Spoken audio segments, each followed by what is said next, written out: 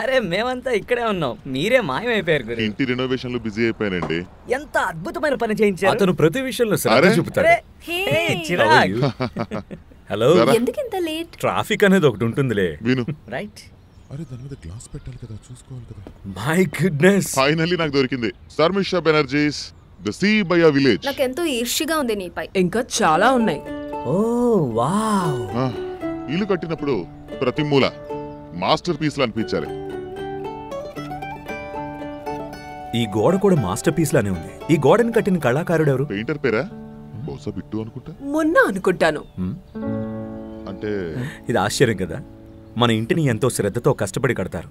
మనం వారి పేరును కూడా మర్చిపోతాం, మనం వారి పేరును కూడా గుర్తుంచుకోం. ప్రతి అందమైన గోడ వెనక ఒక కళాకారుడు ఉంటాడు. అతను తన కళతో మీ ప్రపంచాన్ని రంగులతో నింపుతాడు. అందుకే ఏషియన్ పెయింట్ సలాం చేస్తుంది గోడ కట్టిన కళాకారునికి. అతను తన కళతో మీ హోదాని పెంచుతారు.